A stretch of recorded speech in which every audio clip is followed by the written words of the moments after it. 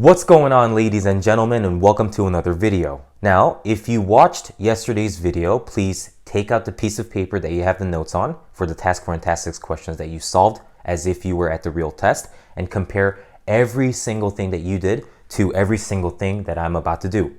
Now, clearly, I'm already done taking notes on both the reading passage and the lecture.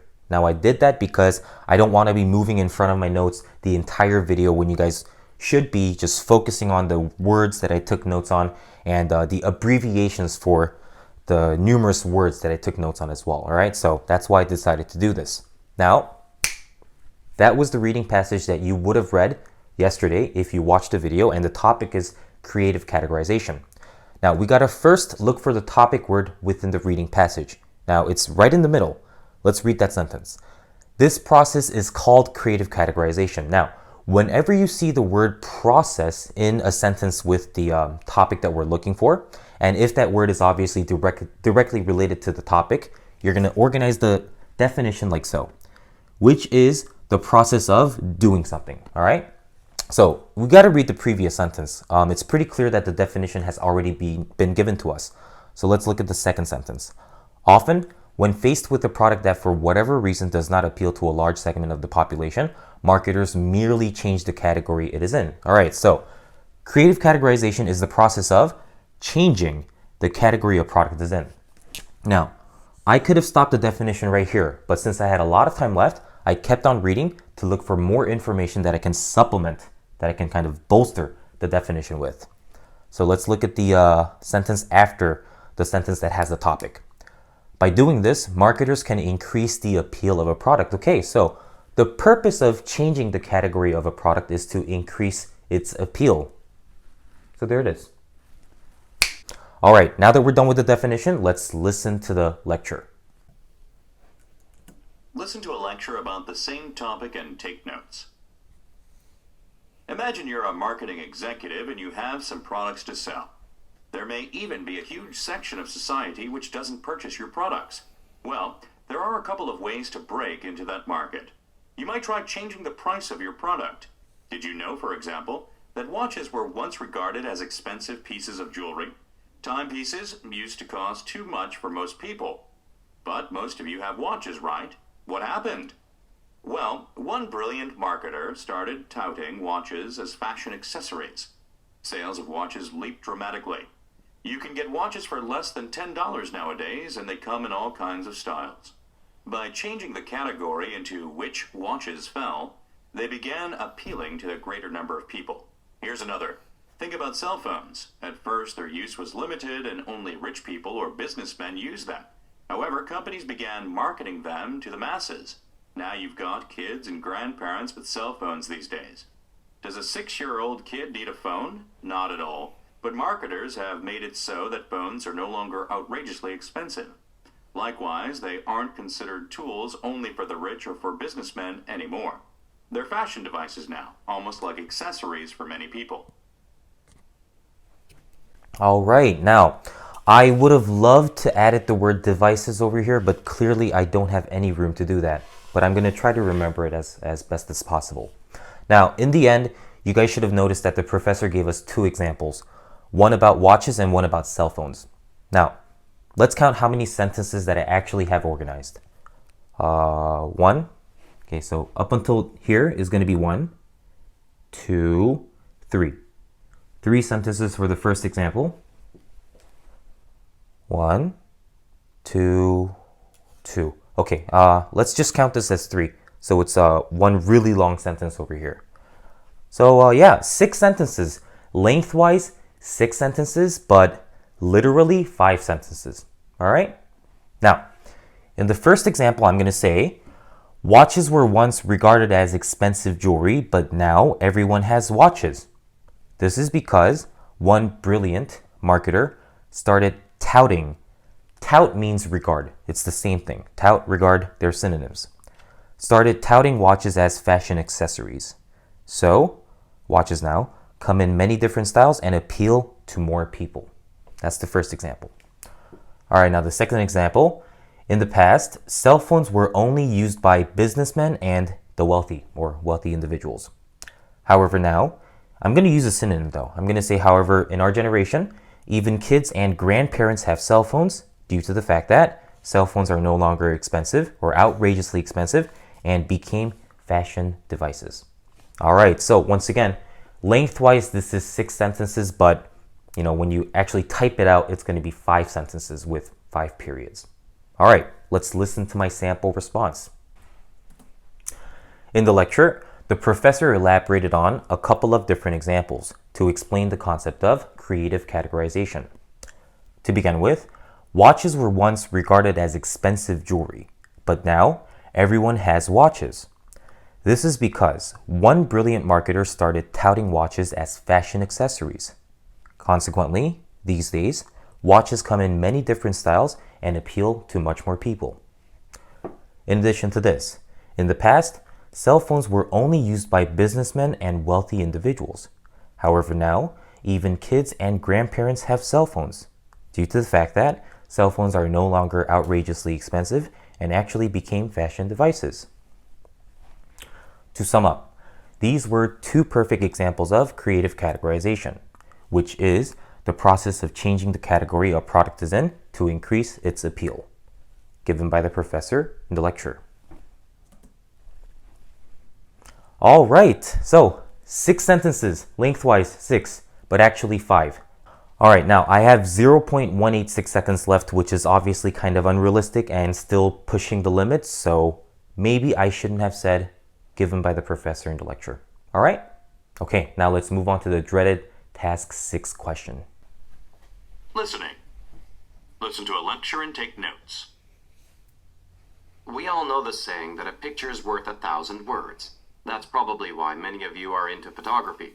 And you should all know that, depending upon how a photographer takes his picture, he can make his subject look sympathetic or make it appear dark and ominous.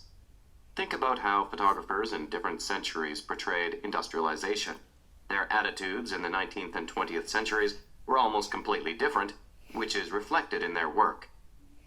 Photography as we know it was invented in the 19th century, and this is important, for this was the century when industrialism was really starting to take off. But you know what? These advances frightened people. They thought the world was changing too quickly. So photographers were often quite critical of industrialism. They took more photographs of nature and people instead. They focused mostly on humanity at the expense of industrialism. Those pictures that did show industrialism often emphasized people's dirty, worn, and hopeless faces after they had worked in the factories all day, or other such negative representations. The 20th century, however, saw a dramatic change in attitudes.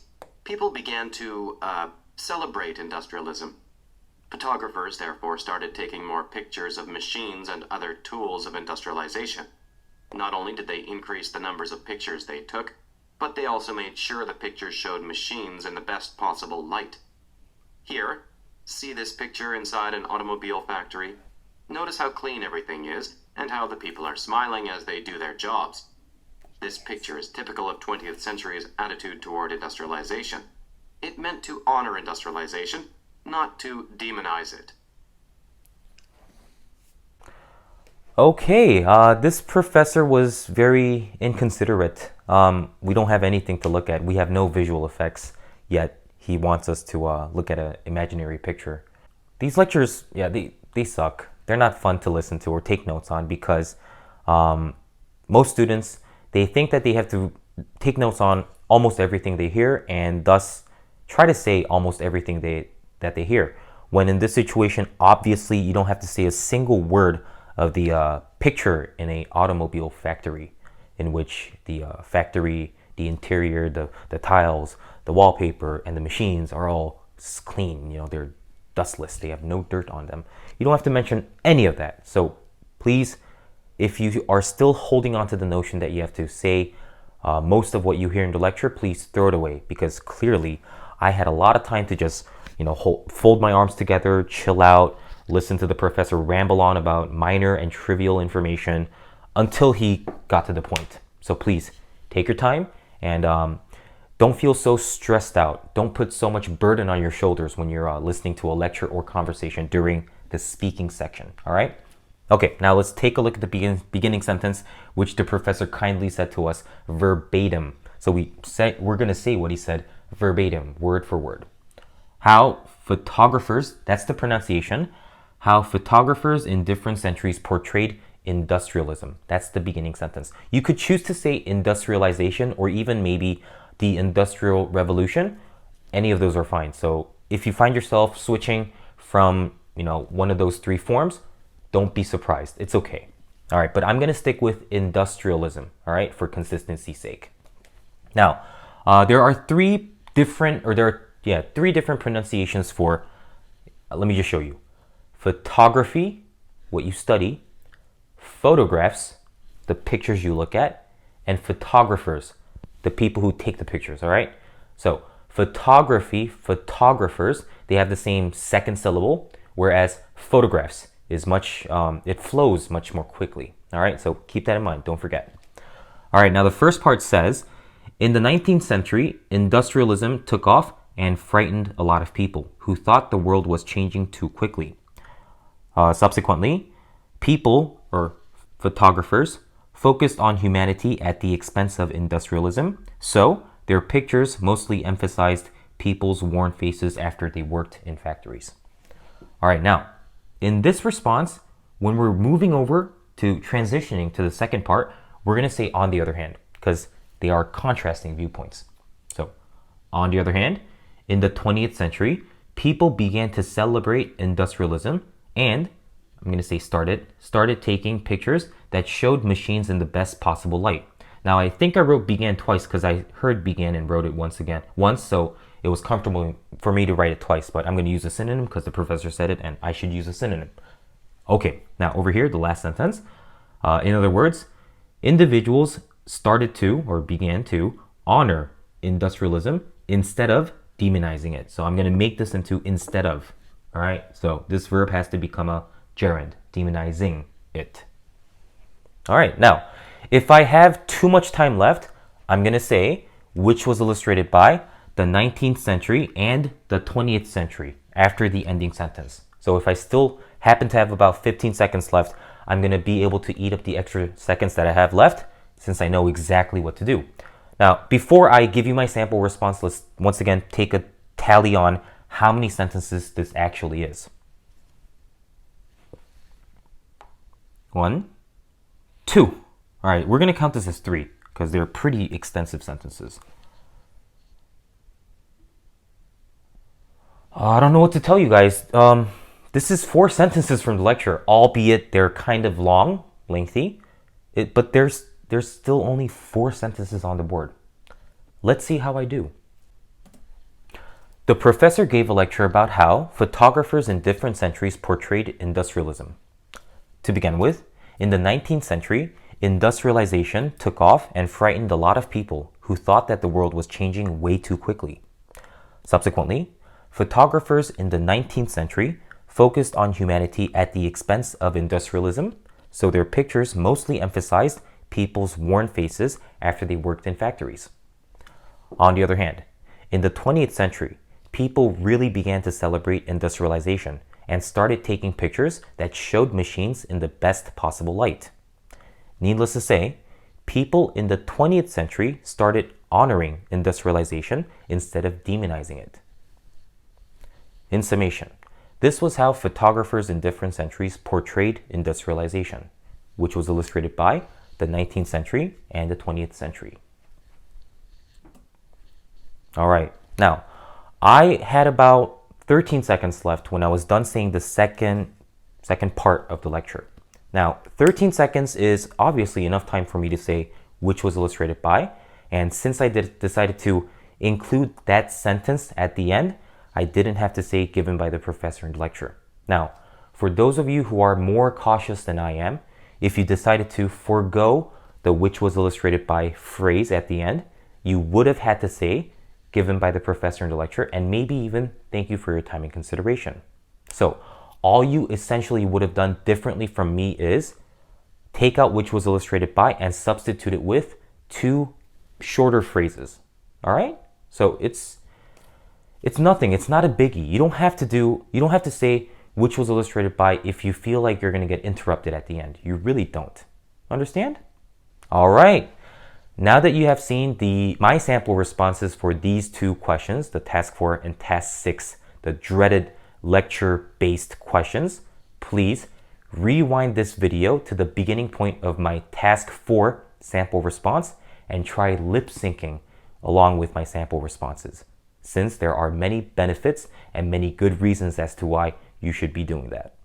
All right, now I'm going to be uploading another video tomorrow that's going to give you a chance to write an integrated essay as if you were at the real test. So please stay tuned for that and try it out really seriously. Try it out as if you were at the real test, because when you do look at my sample essay, you'll be able to kind of evaluate for yourselves how good your performance was, how good your essay was. Understand? All right, ladies and gentlemen, that just about wraps up today's video. I hope you guys enjoyed the sample responses and thought they were helpful. If you did, leave this video a like, subscribe if you haven't done so yet, and please leave your questions in the comment section below. Peace out.